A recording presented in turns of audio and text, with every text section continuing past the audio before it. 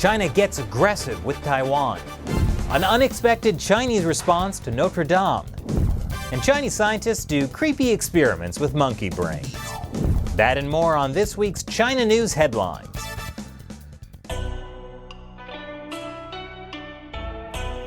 This is China Uncensored. I'm Chris Chappell. This week's China News Headlines. On Monday, the Chinese Communist Party conducted what it called necessary drills of warships, bombers, and reconnaissance aircraft around Taiwan. And they are necessary, if you consider intimidating Taiwan to be necessary. The U.S., on the other hand, said it was more like coercion.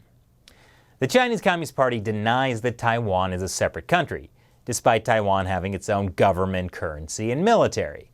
It considers Taiwan a breakaway province that needs to be taken by force if necessary. And it's necessary. But the president of Taiwan, Tsai Ing-wen, says that Taiwan will not be intimidated. These actions only serve to strengthen our resolve. Our military forces have the capacity, determination, and commitment to defend Taiwan and not allow coercion to dictate our own future. Which is ironic because the Chinese regime said basically the same thing in response. That no person or any force should underestimate our firm determination and strong ability to defend the country's sovereignty and territorial integrity. It's like looking into a mirror. The Trump administration, for its part, has been offering more U.S. support to Taiwan. According to President Tsai, the Trump administration had notified Taipei that its pilots could train at the Luke Air Force Base in Arizona. And now, the fate of Taiwan lies in the hands of Arizona. The world was shocked by the devastating fire that gutted the Notre Dame Cathedral in Paris. There's been an outpouring of support and condolences from around the world, except from some internet users in China. In fact, they seem to be celebrating. Did you know that almost 160 years ago, the French, along with the British, burned down the Summer Palace in Beijing? Well, now, thousands of netizens want you to remember that. According to What's on Weibo, all across Chinese social media, many people showed little sympathy for the burning of the Notre Dame, comparing it to the devastating blaze of 1860 that ruined the Summer Palace. One person wrote, "I feel that the French got what they deserve to see this kind of history go up in smoke." Another said, "I know I shouldn't, but I cannot restrain myself. Ha ha ha ha ha." That got thousands of likes. Of course, it was only 60 years ago the Chinese Communist Party forced the Chinese people to burn or destroy thousands of their own temples and historical sites. Not that young people on China's heavily censored internet would know about that. Speaking of destroying things, here's a video that's gone viral in China. It shows a worker comparing the yellow safety helmets the ordinary workers get to the red safety hats their bosses get. Now, I can't say I'm really surprised that the bosses gave their workers the cheapo helmets. What I am surprised about is that my favorite Chinese state-run media, the Global Times, actually covered it. Well, wonders never cease. Remember Huawei? It's the Chinese telecom company the U.S. keeps telling everyone is a national security threat because it has shady links to the Chinese government, even though it's technically a private company. In fact, in the West, Huawei likes to say that they're an employee-owned company. Well, a new academic paper blows that idea out of the water.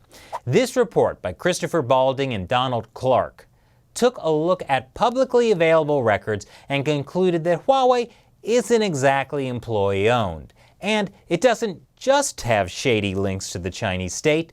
According to the paper, Huawei may be deemed effectively state-owned. So you might want to think twice about watching China Uncensored from that new Huawei phone you bought because it was so cheap. Speaking of companies that really aren't helping, Volkswagen. The VW Group has just built a factory in Xinjiang. That's the region where China's favoritist happy ethnic Uighur people live and play and get locked up for no reason. Robin Brandt of the BBC had a very public chat with Volkswagen's chief executive.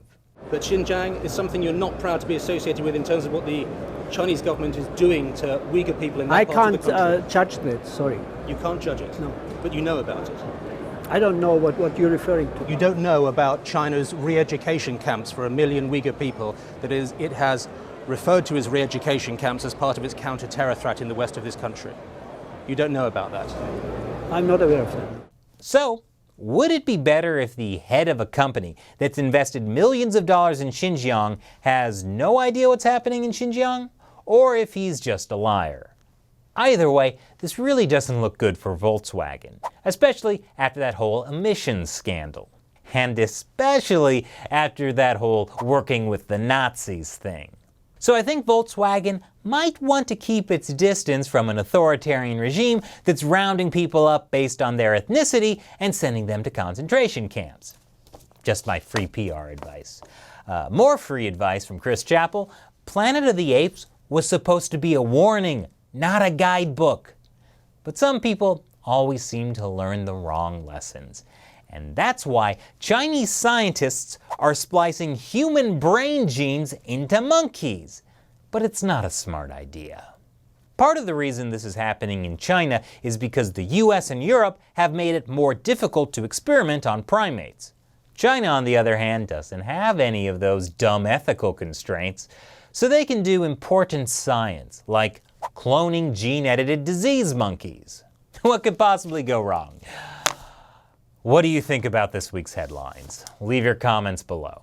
And now it's time for me to answer a question from one of you, a fan who supports China Uncensored with $1 or more per episode by contributing through Patreon.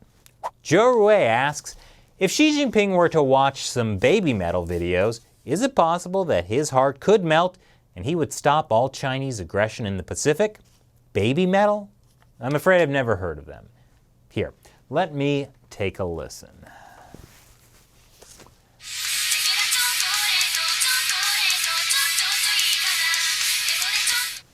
Joe Rue, you've solved the South China Sea crisis. You deserve a Nobel Peace Prize.